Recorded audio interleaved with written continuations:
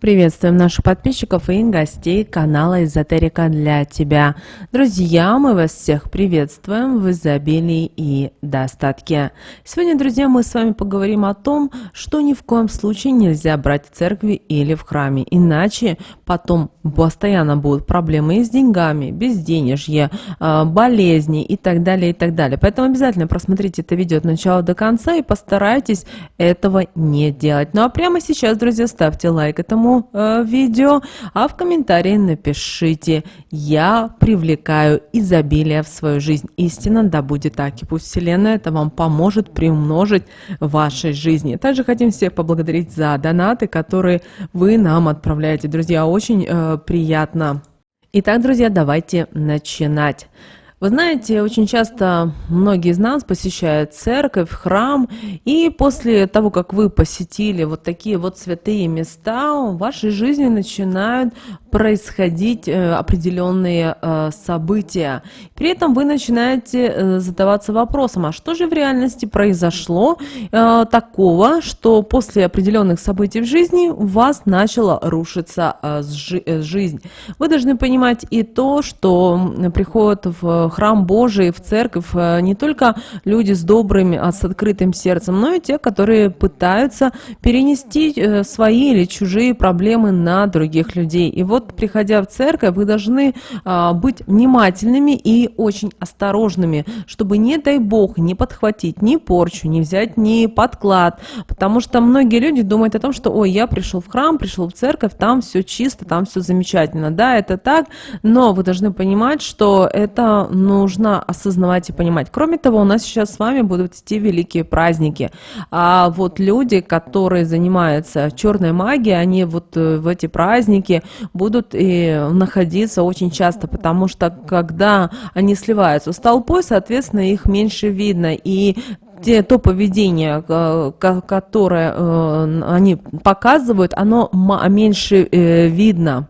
Также обращаем ваше внимание, что вы в церковь, в храм приходите помолиться, поставить свечку, вы приходите к Богу, а не пообщаться с незнакомыми людьми. Вы должны вообще сами себя изначально научить, что вы приходите в храм, вы приходите в церковь для чего? Для того, чтобы помолиться, попросить Божьего благословения, для того, чтобы выговориться, да, через икону, через, возможно, с батюшкой, но не с незнакомыми людьми, потому что, как правило, знаете, вот люди, которые занимаются черной магией, они приходят в храм, в церковь и начинают наблюдать, кто слабый по энергетике или кому можно подцепить. Ему не важно, как у вас в жизни происходят дела, или как бы, да, все должны быть человечными, любить друг друга, но так это не бывает в жизни. Поэтому помните о том, когда вы заходите в храм, заходите в церковь, вы можете дать милостыню нищим людям. Именно при входе в храм, далее вы поймете почему. И при этом обязательно скажите следующие слова: «Да не оскудеет рука дающего».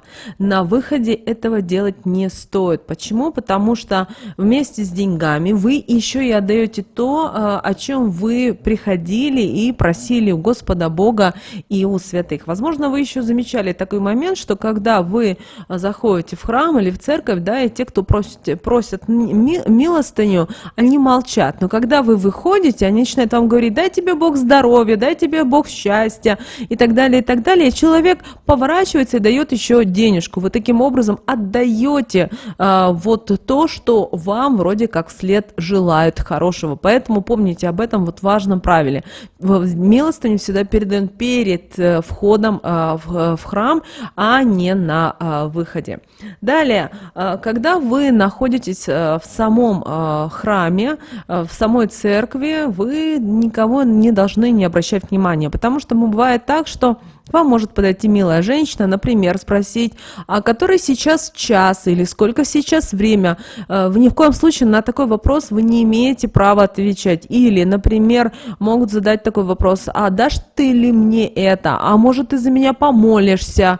Или задать такой вопрос: а сколько тебе лет? Или сколько лет ты живешь? Вот на такие вопросы вы незнакомым людям ни в коем случае не должны отвечать, потому что такие вопросы они задают неспроста, и для них важно, чтобы вы правильно ответили для них. И человек, который не знает, он думает о том, что, ну, наверное, в таком святом месте не может быть никакой черной магии, но это вы зря так думаете. Поэтому вы должны прийти в храм, в церковь и ни в коем случае ни с кем не общаться. Если вас что-то интересует, например, вы хотите спросить, какому святому можно помолиться по той или иной ситуации, да, какую, возможно, молитву почитать, для этого у нас есть батюшка. Если мы говорим о больших храмах, каких-то, да, то в таком случае там всегда есть дежурный батюшка, который всегда вам поможет. Если мы говорим в деревнях, селах, есть еще и матушка, к которой вы можете обратиться и проговорить какие-то свои моменты. Но вот чужим людям бывает так, что вы молитесь или ставите свечу, и подходит женщина и начинает говорить: вы знаете, я здесь на общественных началах, вот я вам сейчас все расскажу, вам сейчас подскажу и так далее. Игнорируйте такую женщину, потому что, знаете, вы не работник храма, не работник церкви, вы не приходите, не помогаете, вы не волонтер, и вы не знаете настоящую кухню, что же в действительности происходит. И тем самым через слово могут вам передать какую-то негативную программу. Вам это точно не стоит. Также обращайте внимание, кто находится вокруг вас, в каком понимании находится возле вас. Например, вы стоите на службе, да, как правило, не всегда на службах очень много людей, только на праздничные службы.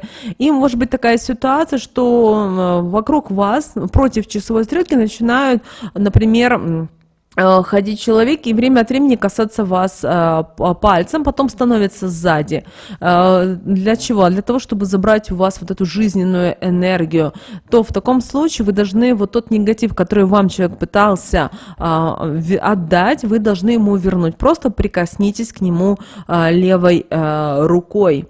Далее. Бывает так, что, обращаем ваше внимание, это очень редко бывает, но вот такое вот бывает. К вам подходит милая женщина, мужчина пожилой и говорит, что вот поставь, пожалуйста, свечу и выходи из церкви задом. Да, вот прямо вот так и говорят, и значит, знаете, что пытаются навести порчу. Поэтому важно помнить о том, что в храме можно зажигать свечу от спичек, зажигалки или от лампадки, но которая горит в центре. Но ни в коем случае не стоит поджигать от свечей, стоящих рядом. Обращаем ваше внимание, что, возможно, вы часто подходили в церковь, и вот лампадки, вот эти, которые находятся в центре, они не горят. И вы знаете, их специально тушат, но ввиду того, что батюшка и кто помогает ему, они не всегда могут все проконтролировать, поэтому это делается для того, чтобы многие люди, которые не знают правил, чтобы они, вот, знаете, сделали не то действие, и это привело не к тем событиям в их жизни. Чтобы вы, например, зажгли от той свечи и могли, например, забрать на себя какие-то проблемы. Кроме того, никогда не разрешайте и другим поджигать от своей свечи, потому что таким образом могут забрать счастье. Поэтому лучше всего берите с собой самое простое: спички или зажигалка, она стоит там копейки, но в таком случае вы не будете ни от кого зависеть, и кто бы вам что бы ни говорил, что так нельзя делать и так далее, вы должны чувствовать себя интуитивно, потому что когда вам начинают что-либо говорить, вот сами себя прочувствуйте, вы пришли в храм, пришли в церковь, и вам начинают говорить, что так делать нельзя, вот вы должны именно от этой свечи вот сегодня, в этот день зажечь и так далее. Как ваша реакция? Вам уже это не понравится, потому что вам что-то навязывают, не то, что общепринято. Поэтому здесь вам стоит быть очень внимательным и осторожным. Также бывает так, что вы стоите в церкви на службе, и вас кто-то толкает и говорит: ой, можно вас попросить, чтобы вы вот поставили свечи или там передали какую-то записку и так далее, и так далее. Ни в коем случае этого не делайте, лучше отойдите, покажите рукой, что пусть человек сам пройдет и это сделает, но никогда за других людей не стоит ничего делать в церкви или в храме. Не стоит, да, если это ваша дочка, если это ваша мама, это другое дело. Но мы с вами говорим о чужих людях, потому что вы не знаете, что в конечном итоге это может привести. Это нужно понимать.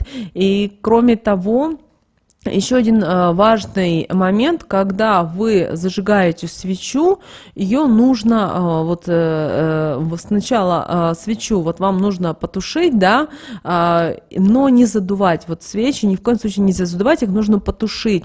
Но смотрите, чтобы сгорела большая половина свечи, только потом уже уходить. Поэтому, если вы не располагаете временем, не стоит покупать самую большую свечу.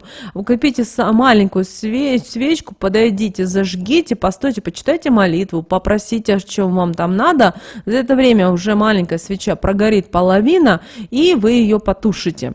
А вот возьмите, как за правило, если вы любите большие свечи, да, возьмите, принесите их лучше домой и дома зажгите вот такую свечу и возьмите, лучше пройдитесь по всему дому или квартире с этой свечой, с молитвами, осветите, прочитайте молитвы, это будет более правильнее. Кроме того, бывает так, что вы свечу хотите потушить, да, которую вы подожгли, и вот она внезапно задымилась. Вы увидите, это необычное задымление, и обязательно в этот момент посмотрите себе под ноги, потому что там может оказаться игла, да непростая, а проклятая игла, и многие люди не обращают на этого внимания, поэтому лучше уходить из такого места, не стоит спрашивать, ой, чья это игла, как некоторые почему-то любят это говорить и начинают привлекать внимание.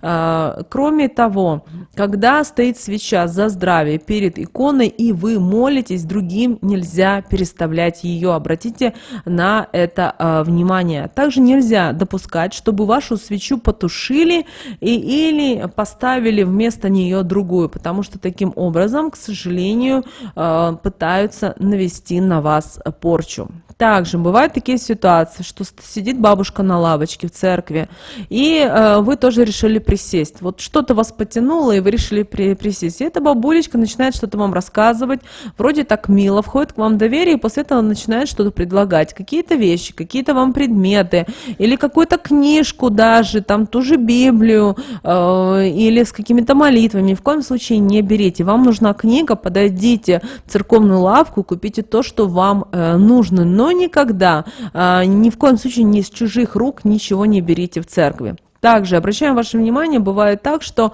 вы, идя в церковь, забыли взять косыночку или платочек, да, и вы знаете о том, что, как правило, при входе или уже в самой церкви есть стол, где есть эти платочки. Вот никогда их не берите, да, они бесплатные, но вы должны понимать и то, вы не знаете, что это за платочки. Поэтому лучше подойдите в церковную лавку, лучше купите платок, наденьте его и идите дальше уже в храм молиться, или что вы там планировали делать. Но чужое никогда не стоит брать, потому что в церкви, в храме все имеет определенные свои символы. И те, кто знает, они знают, как с помощью тех или иных моментов можно навести на порчу на человека. Поэтому, чтобы этого не было, вам нужно быть очень внимательным и вам нужно быть осторожным. Также бывает так, что начинают в церкви или в храме ни с того ни с сего раздавать какие-то подарочки. Это может быть вообще как брелочки, что-то такое вот, или, допустим, под Новый год, или ни с того ни с сего. При этом это не согласовано с батюшкой, не согласовано с церковью, или бывает так, под какой-то праздник, там, Святого Николая или Святой Матрёны, начинает что-то кто-то раздавать. Никогда не берите, вы должны понимать и то, что вы не знаете, с чем вы это получите, какой подарок. Потому что бывает таким образом, через такие подарки могут забирать и здоровье, и благополучие, ваш достаток, и так далее, и так далее. Этого, знаете, в церковь нужно ходить.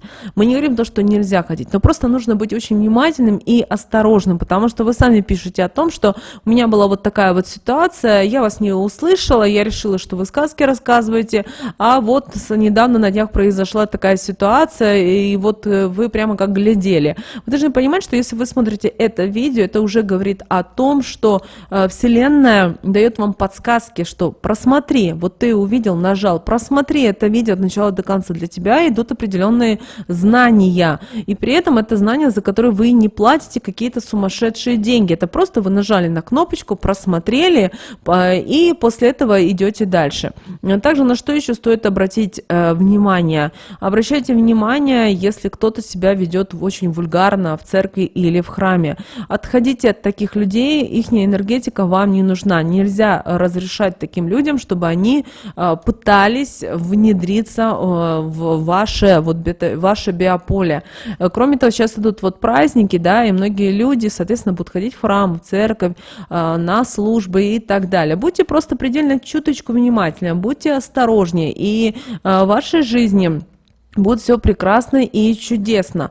Помните, пожалуйста, об этом. Кроме того, когда вы выходите из храма или из церкви, бывает так, что кто-то подходит и просит вас посчитать купола или сказать ответить на какие-то вопросы. Ни в коем случае этого не делайте. Улыбнитесь и идите дальше. Даже не открывайте рот, потому что вы не знаете, кто перед вами стоит. Вроде такая милая бабушка, милый дедушка с такими вот голубыми глазами, но в реальности таким образом на вас пытаются навести порчу. Им без разницы, вы должны понимать, кто это будет перед ними. Им главное решить свою какую-то задачу. Также возле церкви, возле храма никогда и в самом не поднимайте чужое. Если вы не обронили, то это не вам поднимать. Лучше, если вы видите, что кто-то обронил, просто позовите или окликните человека и скажите, что вот он обронил такую-то вещь. Но не стоит ему помогать. Бывает так, что и в самой церкви, в храме кто-то берет специально, роняет специально. Это может быть и ключи, это может быть какая-то тетрадочка, это какая-то, может быть, даже записочка. И вот человек специально стоит и ждет, чтобы кто-то вокруг него поднял. Ни в коем случае этого не делайте, потому что вы таким образом тоже можете получить вот эту негативную программу на себя. Надо ли вам такое счастье? Точно нет. Помните о том, что у нас везде символы в храме, в церкви. И если вы в чем-то сомневаетесь, мы еще раз повторяемся, потому что вы сами в комментариях к нам пишете, что благодарим вас за вот такие важные подсказки. И вы знаете, это неспроста, значит, это вам на данном этапе жизни вашей нужно. Поэтому берегите себя, обязательно ходите в храм, в церковь, не забывайте покупать свечи, нести их домой, обязательно зажигайте их дома. Хотя вы вот сделали генеральную в квартире или в доме уборку, да, и возьмите вечернее время, зажгите церковную свечку, обойдите свой дом или квартиру. Заодно, кстати, посмотрите, всю ли вы энергию негативную убрали из дома или из квартиры. Прочитайте молитвы. Свеча церковная имеет великую силу, поэтому не игнорируйте, пожалуйста. Кроме того, бывает так, у вас тяжелая ситуация, вы не знаете, как поступить. Церковная свеча – это, вот знаете, идеальный вариант для решения тех или иных моментов в вашей жизни. Пробуйте, у вас обязательно, девочки и мальчики, все будет получаться. Мы всем желаем здоровья, благополучия. Пусть в вашей жизни будет все прекрасно и чудесно. Друзья, прямо сейчас ставьте лайк этому видео, в комментарии напишите, что вы желаете для себя. Обязательно пишите, вот искренне, я такая-то, такая-то, желаю иметь, получить и так далее. Истина да будет так, и Вселенная это обязательно вам приумножит. Друзья, прямо сейчас на экране вы видите два всплывающих окна. Друзья, это следующие рекомендованные видео для вас. Нажимайте на то видео, которое вам на интуитивном уровне понравилось больше, и смотрите, друзья. Всех вам мыслимых и немыслимых благ. Услышимся с вами уже буквально в следующем видео.